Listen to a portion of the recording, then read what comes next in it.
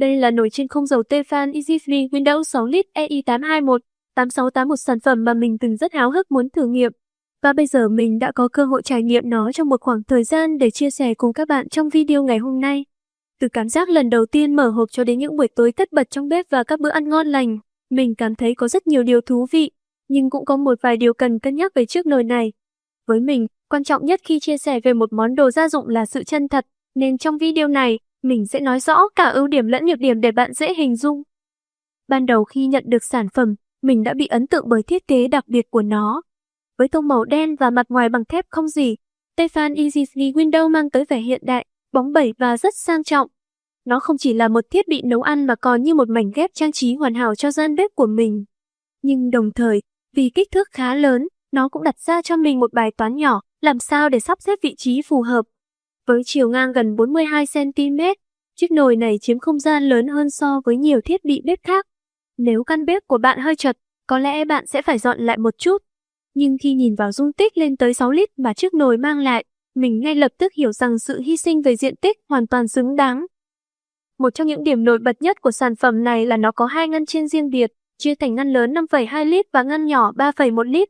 Thiết kế này thật sự khiến mình hài lòng, đặc biệt khi so sánh với những chiếc nồi chiên truyền thống chỉ có một khoang. Với hai ngăn kích thước khác nhau, mình có thể nấu nhiều món ăn cùng lúc mà không cần lo lắng về việc hương vị của các món bị lẫn vào nhau. Có lần mình đã thử làm một bữa tối gồm gà nướng nguyên con ở ngăn lớn và một ít khoai tây chiên ở ngăn nhỏ. Điều tuyệt vời là cả hai món đều chín hoàn hảo mà không cần mình phải chờ đợi hay điều chỉnh quá nhiều, trong khi hương vị của từng món vẫn giữ nguyên, không hề bị lẫn mùi. Về giao diện sử dụng, mình phải khen ngợi đội ngũ thiết kế của Tefal. Nồi được trang bị màn hình cảm ứng, hiển thị rõ ràng và trực quan với các chế độ nấu. Mình mất rất ít thời gian để làm quen, vì các tùy chọn được mô tả đơn giản, dễ hiểu. Nồi có 8 chế độ nấu được cài đặt sẵn như chiên, nướng, làm bánh hay sấy khô. Nếu bạn mới bắt đầu dùng nồi chiên không dầu, không cần quá lo lắng vì các chế độ này rất tiện lợi, chỉ cần chọn đúng chế độ phù hợp, điều chỉnh thời gian và nhiệt độ nếu cần thiết là xong. Với mình, điều này giúp tiết kiệm rất nhiều thời gian khi nấu những món đơn giản mà không phải suy nghĩ quá nhiều. Một chức năng đặc biệt khác của nồi là tính năng nướng với tấm led đi kèm. Đối với những ai yêu thích hương vị nướng thì đây sẽ là một tính năng rất đáng giá. Mình từng thử nướng steak, bít tết và thấy miếng thịt chín đều, lớp bề mặt vàng đẹp, vân nướng rõ ràng và hương vị đúng tiêu chuẩn như ăn nhà hàng. Điều thú vị là trong quá trình nướng, hầu như không có khói bốc lên. Nồi còn được thiết kế để giảm thiểu tới 98% lượng khói thoát ra. Điều này cực kỳ hữu ích vì mình không muốn căn bếp của mình đầy mùi dầu và khói sau mỗi lần nấu đồ nướng. Khi sử dụng đồng thời cả hai ngăn, mình cảm thấy rất thích thú với tính năng đồng bộ. Ví dụ, khi nấu hai món có thời gian chế biến khác nhau, nồi sẽ tự động đồng bộ sao cho hai món chín đúng thời điểm cùng lúc. Điều này cực kỳ tiện lợi và giải phóng mình khỏi việc phải đồng thời căn chỉnh nhiệt độ và thời gian nấu riêng lẻ cho từng ngăn. Chính tính năng này giúp mình tiết kiệm không ít thời gian khi chuẩn bị các bữa ăn phức tạp.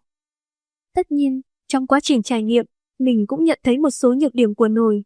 Đầu tiên phải kể đến là chiếc nồi này không có cửa sổ quan sát để theo dõi thực phẩm bên trong khi nấu. Nếu muốn kiểm tra độ chín, mình phải kéo ngăn ra, điều đó đôi khi làm thoát nhiệt và ảnh hưởng tới kết quả nấu. Điều này không phải là vấn đề quá to lớn, nhưng nếu bạn thường xuyên làm các món như bánh hay cần sự chính xác về nhiệt độ, đây có thể là điểm trừ. Một điều nữa có thể sẽ khiến nhiều người đắn đo chính là công suất lớn của nồi, lên tới 2.700W. Điều này đồng nghĩa với việc nồi tiêu thụ khá nhiều điện năng, đặc biệt khi bạn sử dụng cả hai ngăn chiên trong thời gian dài. Tuy nhiên, mình hiểu rằng công suất lớn này là cần thiết để đảm bảo khả năng nấu nhanh và đều cho một sản phẩm cỡ lớn như thế này. Một khía cạnh cuối mà mình muốn nhắc đến là mức giá của Tefal EasyFree Windows 6 lít EI821 868. Nếu so sánh với một số nồi chiên không dầu khác trên thị trường, mức giá của sản phẩm này cao hơn hẳn. Nhưng trong thời gian sử dụng, mình nhận thấy giá trị mà nó mang lại hoàn toàn xứng đáng. Không chỉ có thiết kế đẹp mắt và tiện dụng, nó còn cung cấp rất nhiều tính năng mà những chiếc nồi chiên khác không có được. Tóm lại, Tefal EasyFree Windows 6 lít EI821 868 là một sản phẩm đáng cân nhắc dành cho những ai muốn đầu tư một chiếc nồi chiên không dầu hiện đại. Đặc biệt phù hợp với gia đình có đông thành viên hoặc những người thường xuyên nấu ăn với nhiều loại thực phẩm khác nhau.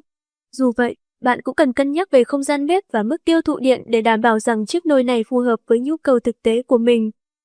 Mình sẽ để thông tin chi tiết về nồi chiên không dầu Tefal EasyFree Windows 6 lít EI821 868 trong phần bình luận cho các bạn tham khảo.